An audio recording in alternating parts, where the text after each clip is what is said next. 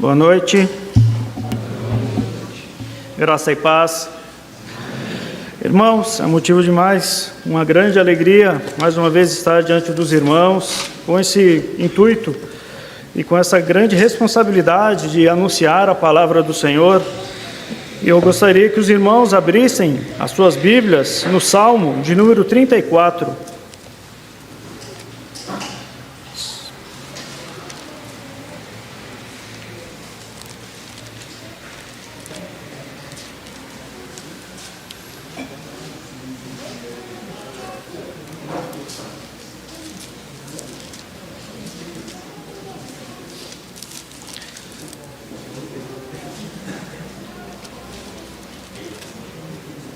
Salmo de número 34.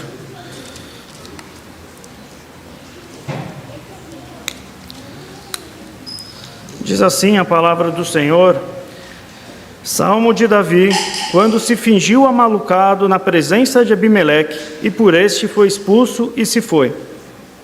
Bendirei o Senhor em todo o tempo, o seu louvor estará sempre nos meus lábios. Gloriar-se-á no Senhor a minha alma, os humildes o ouvirão e se alegrarão.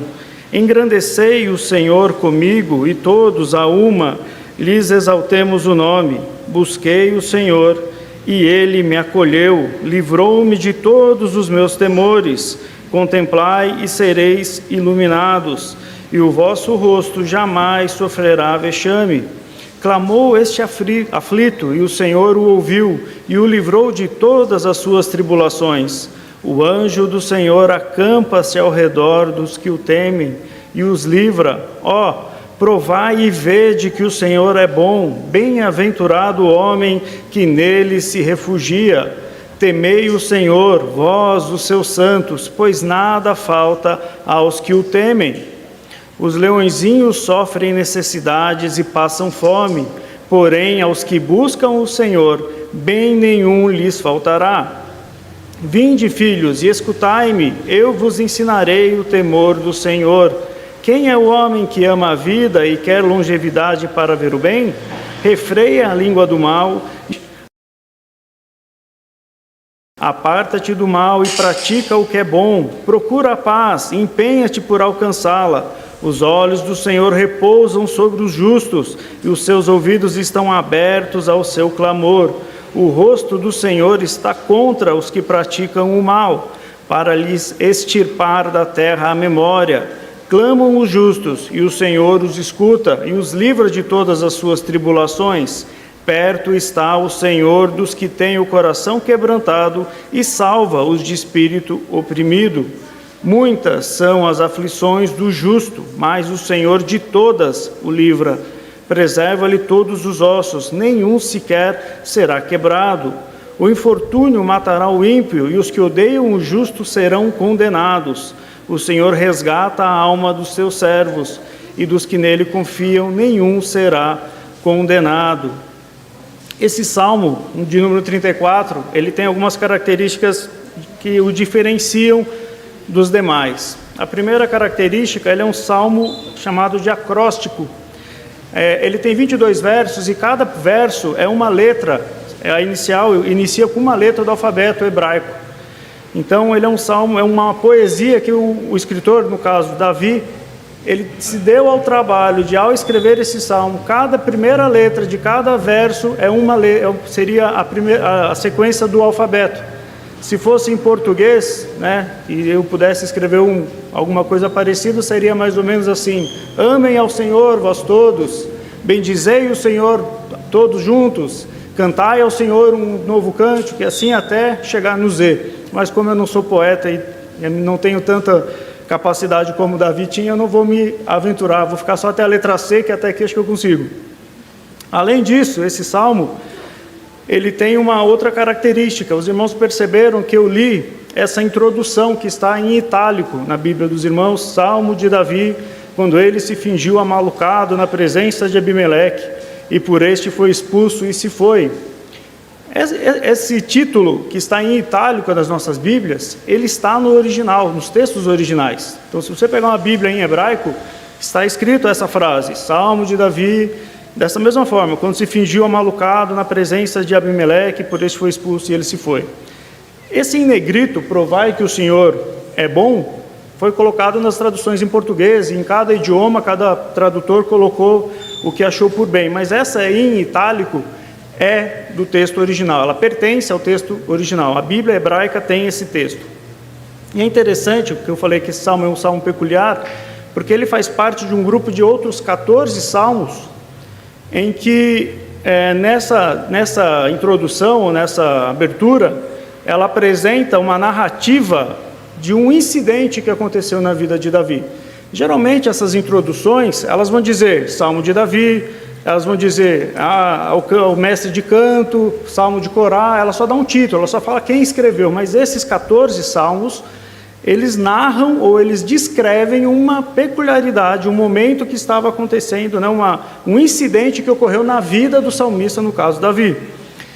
E eu me dei o trabalho de pesquisar esses 14 salmos e ver quais que são esses incidentes que são narrados. Eu não vou falar os 14, pode ficar tranquilo, eu vou só dar uma passada por cima. Mas o que me chamou muita atenção é que dos 14, 4 são sobre assuntos aleatórios. Por exemplo, que é o Salmo de número 3, ele vai falar sobre o momento que Absalão, filho de Davi, o estava perseguindo. O Salmo de número 30 é um salmo que foi feito para a dedicação da casa. O Salmo de número 51, que é um salmo muito conhecido dos irmãos, é quando o profeta Natã veio ter com ele, por ele ter possuído Batseba. E o Salmo 60 é quando ele lutou contra os sírios, ou seja, eu citei 4 salmos com assuntos aleatórios. Os outros 10 salmos que tem essa introdução, que tem essa narrativa de um incidente que ocorreu na vida de Davi, os outros 10 salmos são exatamente desse período em que Davi estava sendo perseguido por Saul. Então a gente pode ver que mais de 70% desses salmos em que está escrito algum incidente é a perseguição que Davi sofreu da parte de Saul. Eu sei que os irmãos todos já ouviram essas histórias, já conhecem, mas eu vou refrescar um pouco a nossa memória sobre quais são esses incidentes que Davi estava sofrendo da parte de Saul. Se os irmãos pegarem nas suas casas durante a semana e tiverem o interesse de estudar o primeiro livro de Samuel, do capítulo 9 até o capítulo 21, são 12 capítulos, 13 na verdade, os irmãos vão ver tudo isso que eu vou passar aqui em 5 minutos de uma maneira mais explicada. No capítulo 9, o povo pede um rei. Até então Samuel era o juiz, Samuel era aquele que, da parte de Deus, comandava o povo, mas o povo viu que os seus vizinhos tinham reis, todas as nações tinham reis, e eles falaram, nós também queremos um rei. E na escolha desse primeiro rei, o critério que o povo usou, está no versículo 1 e 2 do capítulo 9, foi que Saul era um homem de bens, era de uma família razoavelmente nobre, dentro da tribo de Benjamim, ele era bonito, e ele era mais alto do que os outros. Esses foram os 3 critérios que o povo optou para escolher um rei. Do capítulo 9 até o capítulo 15, nós vemos como foi esse reinado de Saul. Ele de fato começou bem, houveram algumas vitórias militares, ele conquistou algumas terras, mas logo ele já começou a se perder. E no capítulo 15, no versículo 26, o Senhor fala para Samuel, eu já o rejeitei, eu não quero mais Saul como rei. A sequência que nós vamos ver a partir do capítulo 16, então, seguindo de uma maneira mais cronológica, aparece um menino chamado Davi. O versículo 7 desse capítulo 16 é aquele versículo que também é muito conhecido, que o Senhor fala a Samuel, eu não olho para a aparência, mas eu olho para o coração. E diante de vários irmãos maiores, mais fortes e talvez até mais bonitos, não dá para saber, mas com certeza mais altos eram, o Senhor escolhe Davi. Então no capítulo 16, Davi é escolhido, é ungido como rei de Israel pelo profeta Samuel.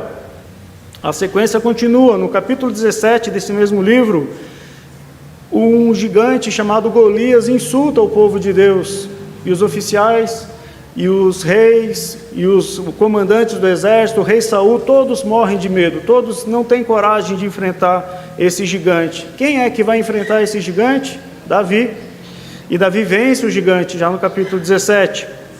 Isso faz com que Davi chegue-se perto do palácio. E no capítulo 18, nós vamos ver, capítulo 18, versículo 5 diz, saía Davi aonde quer que Saul o enviara, e se conduzia com prudência, de modo que Saul o pôs sobre tropas dos seus exércitos, e era bem quisto de todo o povo e até dos próprios servos de Saul.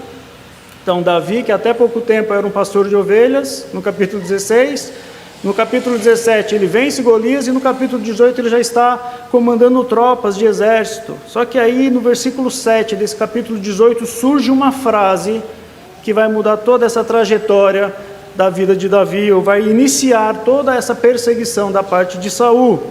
As mulheres, vendo Davi retornar das guerras, soltam um verso, uma música, e a música dizia o seguinte: Saul feriu os seus milhares, porém Davi os seus 10 milhares. Quando Saul ouviu isso, ele se encheu de ira, ele se encheu de raiva, e desde então ele começou a perseguir Davi. Nesse interim, Davi já estava se casando com Milca, filha de Saul, e era o melhor amigo de Jonatas, o seu filho também. E nós vemos nesse período do capítulo 19 do capítulo 20, tanto Mical,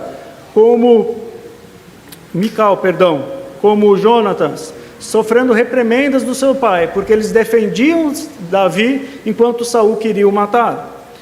E agora eu peço que os irmãos venham comigo lá para 1 Samuel capítulo 21, vamos ler o texto que é exatamente essa introdução desse salmo. Chegamos agora no capítulo 21, versículos 10 a 15.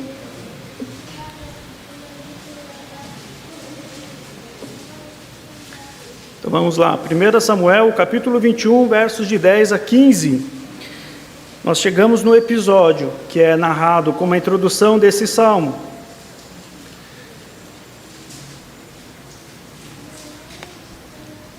Todos acharam? Diz a palavra do Senhor: levantou-se Davi naquele dia e fugiu de diante de Saul e foi a Aquis, rei de Gate. Porém os servos de Aquis lhe disseram: este não é Davi, o rei da sua terra? Não é este que se cantava nas danças dizendo: Saul feriu os seus milhares, porém Davi os seus 10 milhares? Davi guardou essas palavras, considerando-as consigo mesmo, e teve muito medo. E Aquis, rei de Gade, pelo que se contrafez diante deles, em cujas mãos se fingia doido, engravatava-se nos postigos das portas e deixava correr saliva pela barba. Então disse Aquis aos seus servos: bem vedes que este homem está louco? Por que me trouxeram a mim? Falta-me doidos para que trouxeres mais este para fazer doidices diante de mim? Há de entrar este na minha casa? Este é o texto do Antigo Testamento que narra a introdução desse salmo. Os irmãos podem perceber que há uma diferença. Na introdução do Salmo 34, que é o que nós lemos, fala Abimeleque, e aqui fala Aquis.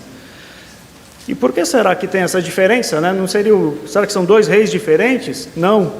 Na verdade, todo rei antigo, ele tinha dois nomes. Ele tinha um nome que era da sua dinastia, e o nome pessoal, digamos assim, era um nome composto. Por exemplo, na história do Império Romano existiram vários Césares, mas nem todos, não era só César, era Júlio César, era César Augusto e tantos outros. Dario também, Faraó, e Abimeleque, que significava meu pai é um rei, também era o nome dessa dinastia. Então o nome desse rei possivelmente era Abimeleque, Aquis, ou Aquis, Abimeleque, mas é o mesmo rei. Sobre essa situação, sobre esse evento que aconteceu, Spurgeon, quando comenta o Salmo 34, ele diz o seguinte: Salmo de Davi, quando ele mudou o seu comportamento diante de Abimeleque, que o mandou embora e ele partiu. Diz Spurgeon, dessa transação, que não soma ponto positivo em nossa lembrança de Davi, nós temos um relato breve em 1 Samuel 21, 10 a 15.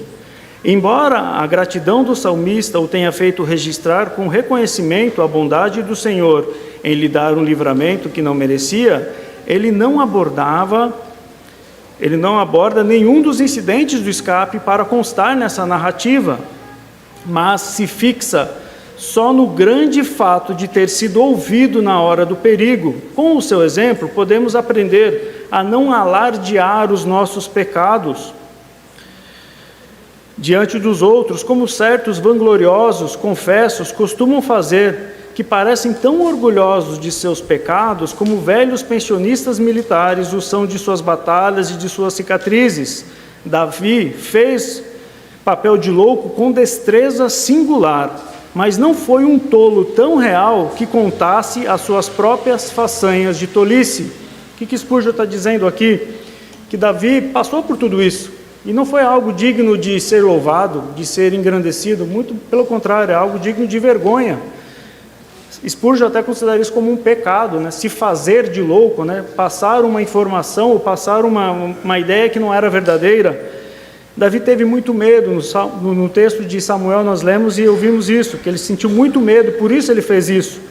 Mas o que Spurgeon nos traz aqui para nós refletirmos, e nós vamos ver agora na sequência do Salmo, é que Davi não ficou se vangloriando desse feito, ele não ficou se enaltecendo por ter feito isso, muito pelo contrário, ele reconheceu que o livramento que ele não merecia veio da parte do nosso Deus.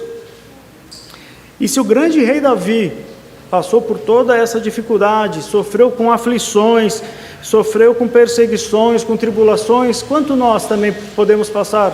Nós também estamos suscetíveis a passar por todas essas aflições e temores. O Salmo 34, que nós vamos estudar agora, vamos ouvir agora, ele nos dá 4 conselhos benditos de como lidar com as tribulações, de como lidar com os temores e com as aflições.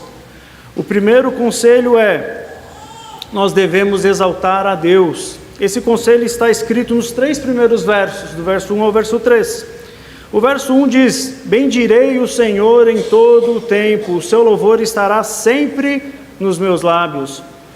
Quando o salmista diz em todo o tempo, ele faz uma dupla observação. Podem haver pessoas que no momento que as coisas estão muito bem, ele está próximo de Deus, ele está feliz, ele está louvando ao Senhor. Só que quando surge alguma dificuldade, quando ele passa por algum problema, ele já murmura: onde que Deus está? Deus não está vendo a minha situação?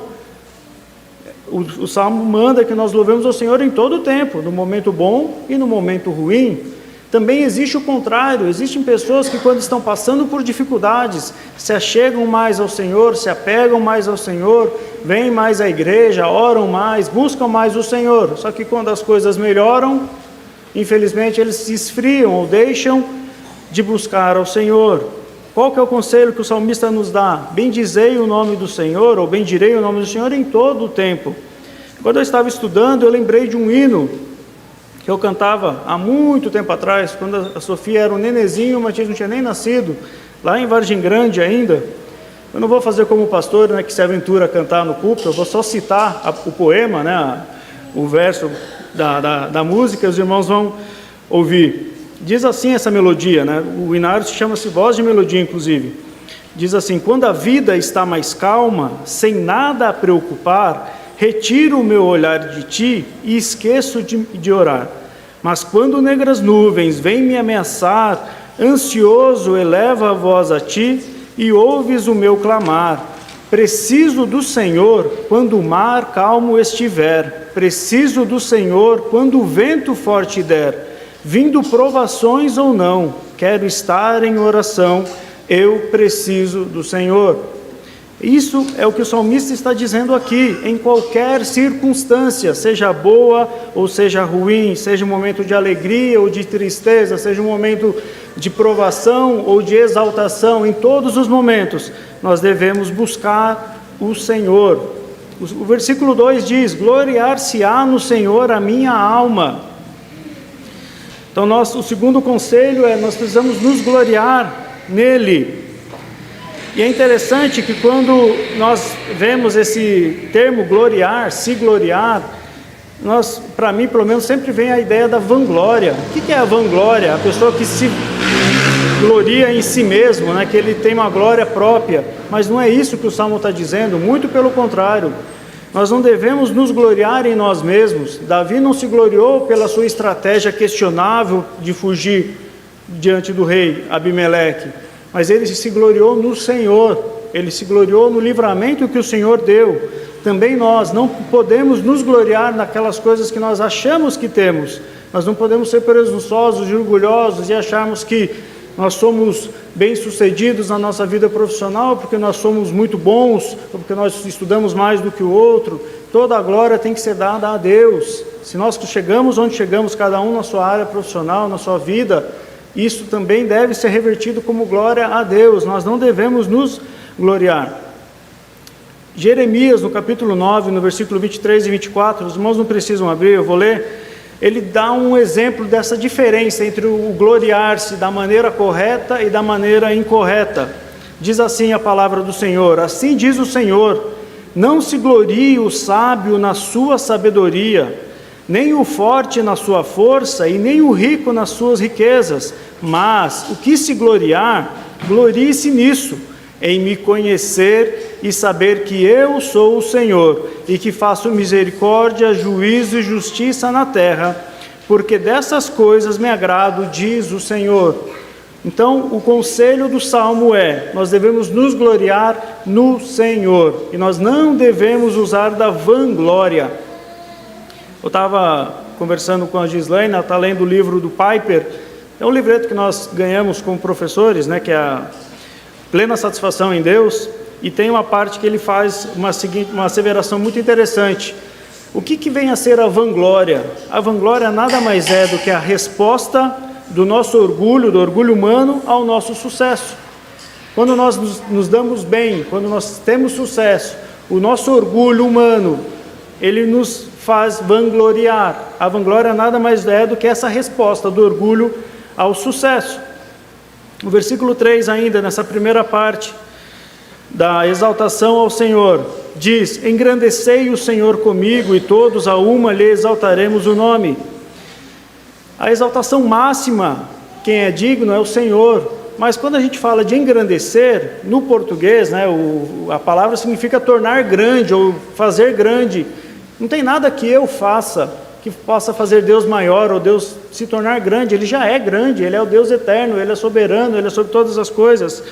Então, o engrandecer é, na verdade, eu, ser humano, ter a percepção de quão grande é esse meu Deus. É eu olhar para esse Deus e dar a devida atenção à grandeza que esse Deus tem. Deus é muito grande, então eu devo engrandecer o Senhor na minha vida. E o engrandecer ao Senhor tem a ver também com a questão da minha vida pessoal, do meu andamento como cristão. O teólogo Mateus Henry, falando sobre a carta aos Colossenses, ele diz: as epístolas mais adotadas em exibir a glória da graça divina e engrandecer o Senhor são as mais particulares ao pressionar os deveres da vida cristã. Nunca devemos separar os privilégios e os deveres do Evangelho. Olha que interessante, quão feliz a verdadeira religião tornaria o mundo se prevalecesse em todos os lugares, influenciasse todas essas coisas e todas as relações da vida. Mas as profissões daqueles que são independentes dos deveres e justificam as suas queixas àqueles que estão conectados, enganam-se a si mesmo e também trazem reprovação ao Evangelho. Engrandecer ao Senhor seria como que a influência que o Evangelho vai ter na nossa sociedade, vai ter nas pessoas à nossa volta, porque nós damos importância ao nosso Deus, porque nós fazemos o nosso Deus grande, e nós não abrimos mão dos privilégios da salvação, mas também não abrimos mão dos nossos deveres, nós não deixamos de cumprir com os nossos deveres como cristãos. Então, engrandecer ao Senhor está intrinsecamente ligado ao nosso modo de vida. O salmista conclama a todos: vamos todos a uma engrandecer e exaltar o nome do Senhor. O segundo grande conselho desse salmo é que nós devemos experimentar a libertação. Dos versículos 4 ao versículo 7, o salmista vai dizer, ele vai mostrar que ele experimentou essa libertação, e nós também devemos experimentar. Ele diz: busquei o Senhor e Ele me acolheu e me livrou de todos os meus temores. A palavra do Senhor nos diz que aquele que busca, encontra. Mateus 7,7. A palavra de Deus em Salmo 51,17 diz que Deus não despreza um coração contrito. Nós devemos apresentar diante do Senhor os nossos temores e as nossas aflições. Nós devemos experimentar a libertação que vai vir da parte do Senhor. As provações, as dificuldades, os temores são oportunidades dadas pelo nosso Senhor, que nós temos de crescer, que nós temos de ter acesso mais à graça do Senhor, de estarmos mais perto do Senhor, como aquele ferreiro que forja o seu metal, o esquentando, dando choque térmico e batendo com as suas ferramentas. Nós, quando somos provados, quando passamos por dificuldades, quando passamos por temores, somos aperfeiçoados e somos fortalecidos no Senhor. Então nós devemos buscar o Senhor, sabendo que a libertação virá da parte dEle. O versículo 5 diz: contemplai-o e sereis iluminados. Nós devemos olhar para o Senhor, contemplar a sua majestade, ter em vista que Ele é o autor e consumador da nossa fé. Nós devemos ter os nossos olhos sempre fixos e fitos no Senhor. Nós não podemos olhar para o lado. E, infelizmente, diante de algumas dificuldades, de alguns problemas, os nossos olhos facilmente vacilam. Nós começamos a olhar para as circunstâncias e não para o nosso Deus. Nós começamos a olhar para os nossos problemas que nos cercam e não para o nosso Deus. Lembrando de Pedro, quando estava andando sobre as águas, ele estava olhando para o Senhor e ele estava indo bem. Quando ele viu a onda, quando ele se distraiu, quando ele perdeu o foco, quando ele perdeu a certeza que o Senhor estava perto dele, ele já começou a afundar e o medo veio. Isso acontece com cada um de nós também. Nós devemos ter os nossos olhos fixos no Senhor, contemplar a majestade do Senhor a cada dia. E ainda dentro dessa segunda parte, que é experimentar a libertação, o versículo 6 diz: clamou esse aflito, e o Senhor o ouviu e o livrou de todas as suas tribulações. Essa parte do clamor também é uma parte que o Senhor trata com os nossos corações. O Senhor sabe das nossas aflições, o Senhor sabe dos nossos problemas, o Senhor sabe dos nossos temores, Ele sabe de todas as coisas, mas nós precisamos ainda assim clamar ao Senhor, buscar ao Senhor, orar ao Senhor, dobrar o nosso coração e os nossos joelhos, se for necessário, na presença do Senhor, expor ao Senhor a nossa queixa, as nossas dificuldades. Nesses momentos em que nós estamos orando, suplicando, clamando ao Senhor, o Senhor está tratando os nossos corações, o Senhor está nos fortalecendo, o Senhor está nos dando mais fé, o Senhor está nos humilhando da maneira correta para sermos servos do Senhor cada vez melhores. O salmista lá atrás diz do coração quebrantado. Às vezes nós oramos, mas será que o nosso coração está totalmente quebrantado quando nós estamos orando? Será que quando nós estamos passando por alguma dificuldade, nós de fato estamos com o nosso coração totalmente livre de amarras, livre de pressupostos humanos, livres de qualquer coisa que prenda a nossa confiança em nós mesmos? Essa é uma pergunta que nós precisamos nos responder. Então, quando nós clamarmos ao Senhor, nós precisamos estar com esse coração quebrantado na presença do Senhor. O terceiro conselho que está contido nesse salmo está nos versículos de 8 a 14, e ele nos manda estimular a consciência da fé. E como nós iremos fazer isso? O primeiro passo está no versículo 8. Ó, provai e vede que o Senhor é bom. Nós precisamos provar que o Senhor é bom. E como nós iremos provar que o Senhor é bom? Como nós iremos verificar que Ele é o nosso refúgio, a nossa fortaleza?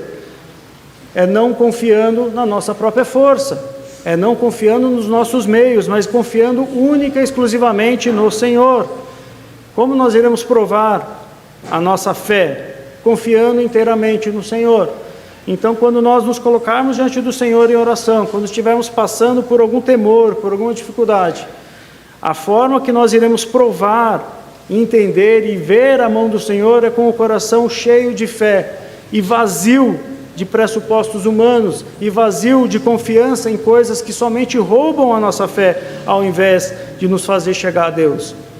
Por exemplo, pensem em Davi. Nós acabamos de ler, passar um pouco pela história dele. Ele chefiava exércitos, ele estava na frente de batalhas, vencendo guerras e mais guerras, mas naquele episódio ele estava sozinho, no meio de um povo estranho, já estava preso, estava sendo levado para o rei. Ele teria duas opções: ou ele seria morto pelo rei, ou seria entregue a Saul. Ele estava sem nenhuma perspectiva.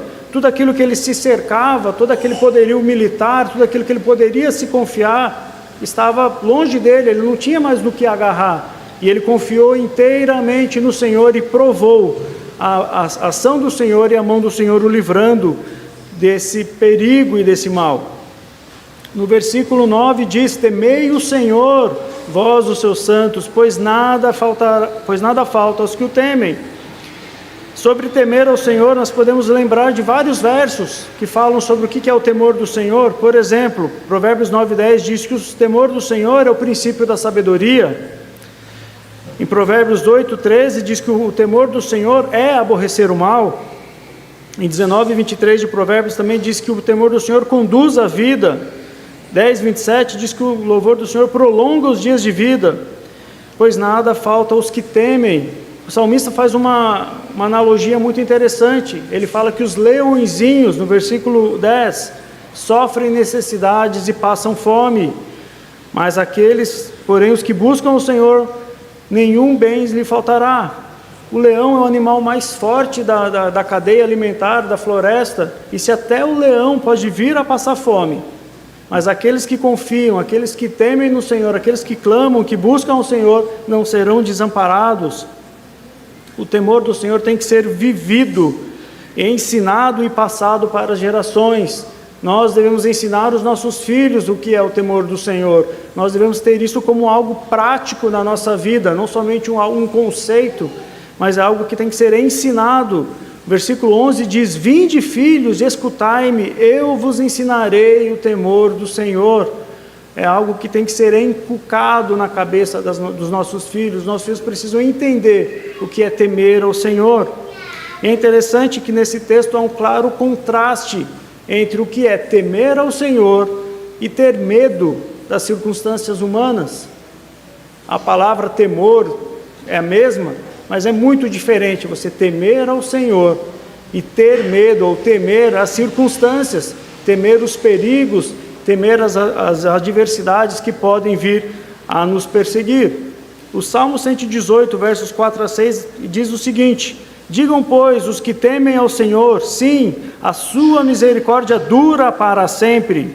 Em meio à tribulação invoquei o Senhor, e o Senhor me ouviu e me deu folga. O Senhor está comigo, não temerei que me poderá fazer o homem. Nesse trecho está essa antítese, está esse paradoxo. Aquele que teme ao Senhor não precisa temer aos homens. Aquele que teme ao Senhor não precisa temer os problemas, as circunstâncias, as adversidades.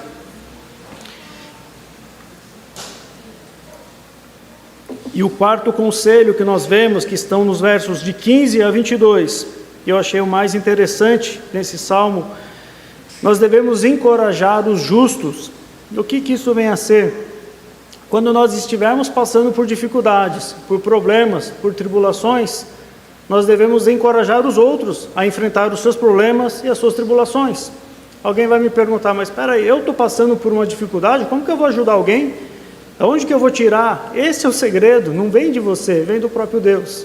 E façam esse teste, sigam esse exemplo. Quando você tiver com algum problema, estiver passando por alguma dificuldade, ore por um irmão que está passando por uma outra dificuldade. Interceda por esse irmão, ajude ele, leia a Bíblia junto, dê conselhos, e você vai ver que mesmo quando você não tem forças para você enfrentar o seu próprio problema, o Senhor vai te ajudar e vai te dar forças para aconselhar outros, para orar pelos outros. E nessa dinâmica de encorajar os outros, automaticamente você também estará sendo encorajado pelo Senhor. Pedro, na Epístola de Pedro, no capítulo 5, do versículo 9, ele diz que nós precisamos saber que em vários lugares do mundo, outros irmãos estão passando por tantas outras dificuldades. Quando nós oramos pelos outros, quando nós buscamos ajudar os outros, aconselhar os outros, orar pelos outros, mesmo estando passando por problemas, nós nos livramos do vitimismo, nós nos livramos da autocomiseração.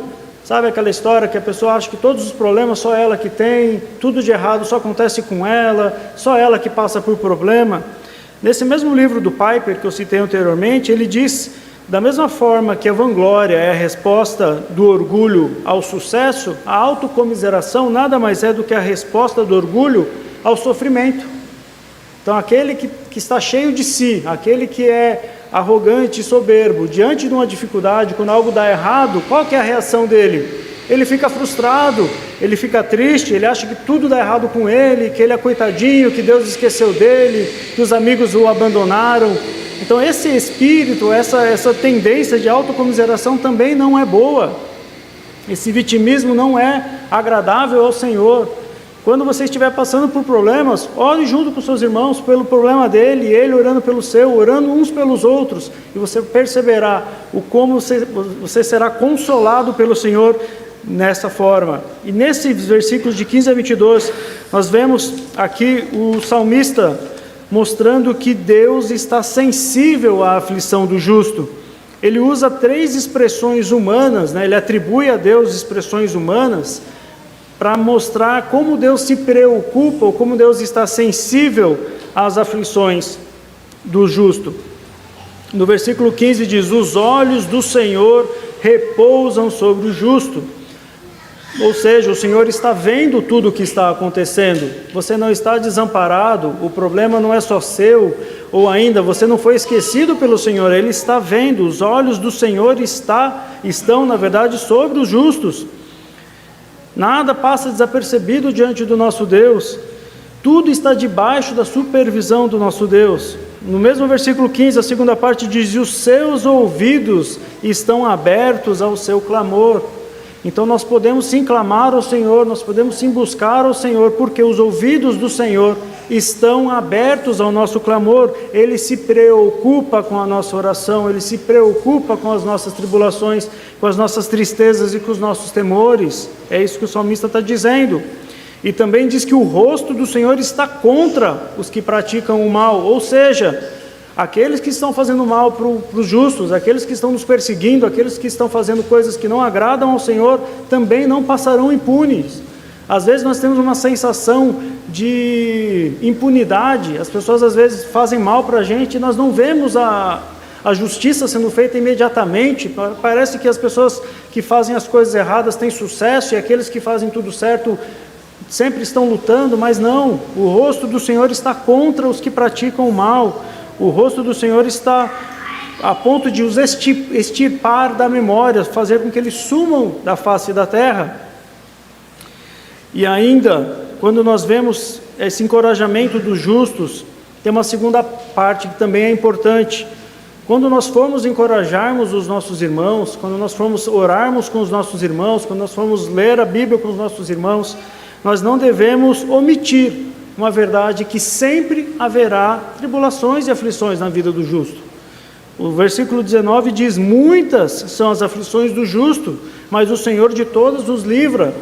Então o conforto, o encorajamento não é falar que você nunca mais vai ter problema. O encorajamento não é prometer um mar de rosas, muito pelo contrário, é falar: meu irmão, você está passando por uma dificuldade, o Senhor vai te livrar dessa. E se eventualmente o irmão tiver outros e outros problemas, o Senhor vai vos livrar de todos eles.